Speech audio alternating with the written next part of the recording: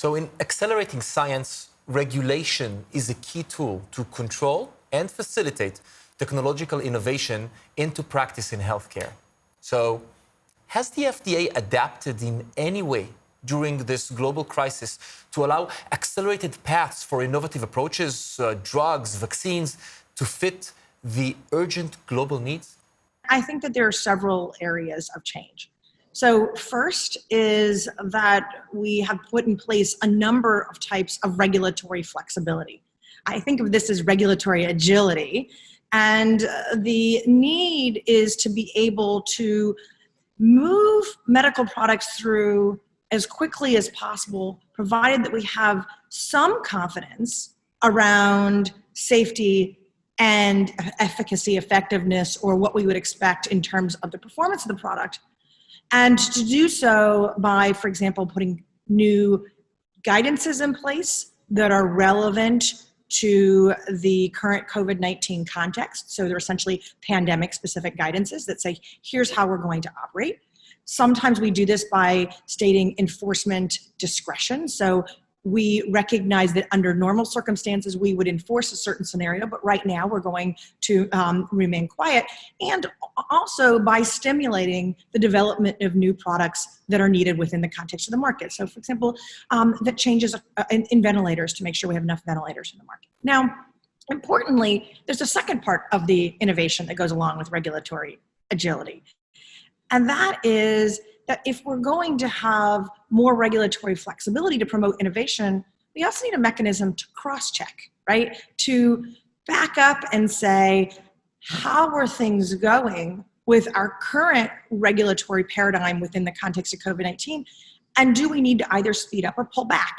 And a good example of that is what happened with serology tests in the United States, where we approved a number of diagnostic tests through emergency use authorizations, and then ultimately needed to pull back on many of those tests on the market because they're not performing as expected. So that's kind of an example of the second way that we do this. The third is, you may be curious about technology. This is sort of a future medicine focused conversation. And we are using data and technology in a number of ways to spur innovation and do our work better within the context of COVID-19. So for example, we're thinking about the use of real-world data, not just to understand the performance of medical products, but also real-world data to help us understand what's the natural history of COVID-19 so that we know how is the pandemic changing and how do we need to push forward the development of new medical products.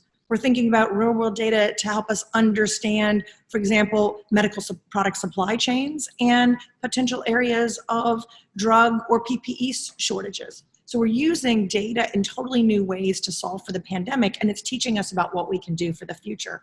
Similarly, we're using new data visualization techniques in that kind of way. We're thinking about the role of AI, et cetera. So there's lots of ways that we're trying to bring data and technology to the innovation space to support the pandemic as well.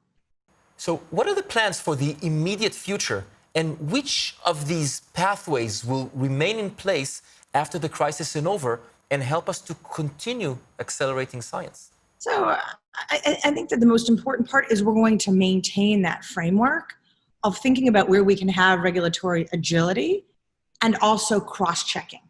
So that includes in the diagnostic space, the rest of the medical device space for us, as well as in therapeutics and the development of vaccines. And so the first is we recognize that in order to fight the pandemic, we need to push hard in all of those directions. And so we will continue to both focus on appropriate regulatory flexibility as well as right-sizing it as we go along and we learn. You also asked another important question, or at least I think was embedded in what you asked, which is how is what we're learning also going to sort of speak to the future? And, we have a commitment to learning from what's happening right now. And let me give you an example within the context of clinical trials. I think around the world, what we've seen is many of the ongoing clinical trials for non-COVID therapeutics, for example, come to a halt. And that is not good because we still need the appropriate development of medical products to fight the diseases we were fighting before COVID-19, right? And so we've been thinking hard about what can we do to continue to stimulate the ongoing activity of clinical trials? What were prior guidances and actions we had already taken that we want to bring to the forefront? And then also, what are new actions that we want to put into place in the context of the pandemic in order to support clinical trials right now, but also learn from what's happening about how do we also conduct clinical trials in the future.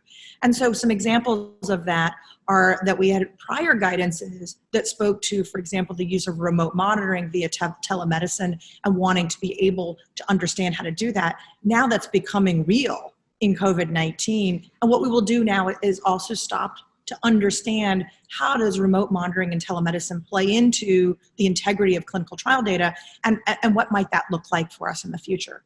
Similarly, we've put in regulatory flexibility around the availability of investigational products, for example, the study drug, and the ability for patients to get it from their local doctor as opposed to having to travel across the country to get study drug. And then as the pandemic unfolds and we get past the pandemic, we will stop and study that and understand what does that do in terms of safety. How can we understand that kind of regulatory flexibility and its role in the future? And so we're using the innovations that need to be put in place right now to tell us what does the innovation need to look like in the future. I see. I wonder if you had to guesstimate what would be the likely horizon in terms of an effective vaccine becoming available in the US in specific and any other country. What would be I would say a fair assessment of what the time horizon we could expect? So I don't think I can give you an accurate time horizon. I don't have a crystal ball, and I suspect probably you don't either. But practically speaking, I can say that we're all working as quickly as possible. You've probably heard about Operation Warp Speed in the United States, which is really a all of government full force effort to try and develop vaccine and also other medical products, and to make sure that we're not only developing the vaccines, but planning for their manufacturing and distribution now, because historically these things have happened one after the other, which means that the timeline is dependent not only on the development of the vaccine, but the manufacturing process and the distribution process, and how can we already plan and speed that up along the way. The other thing is we're planning on making sure that as a vaccine becomes available, we're already thinking about what kinds of additional data will we need, additional safety monitoring, et cetera, across time. When will all this come to fruition? I don't really know. I don't know, is that a 2020, end of 2020 timeline? Is it a 2021 timeline? I personally ultimately want to make sure that what we're doing is keep pushing hard and fast, but we also keep our eyes on safety and effectiveness. Maybe one last question. There's a whole lot of use of AI these days for various purposes. One of the fields people continuously in these discussions that we have to this conference have mentioned as an important or potential revolutionary step is drug repurposing and drug redesign using AI and various sources of data that would allow us to get something for COVID-19. Do you share that sentiment that there's a good chance that this approach might lead to more rapid, more meaningful innovation in practice?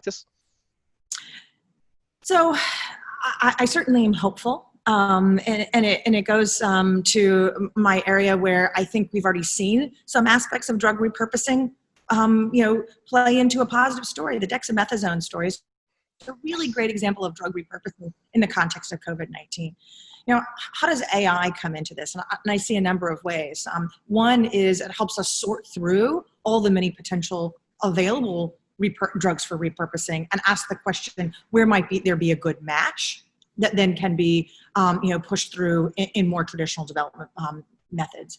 Another place that AI has a role that's going to help, I think, to speed this up is to help us really get data sets cleaned up and better ready to be able to be used to understand how these drugs are performing. And so I see a role for AI there. I also see a role for AI to help us get smarter about conducting operational tasks and essentially performing a role within the context of robotic automation and other artificial intelligence-based activities. Do I wish there would have been a sort of a eureka aha and many different AI solutions would have come to bear? I think we all do. Do I think we're sitting on the precipice of many different ways that data technology and advanced analytics, including artificial intelligence, are really going to push us into the future? Absolutely. And so really one of the core tasks is to figure it out now and then figure out what that's going to tell us about our future.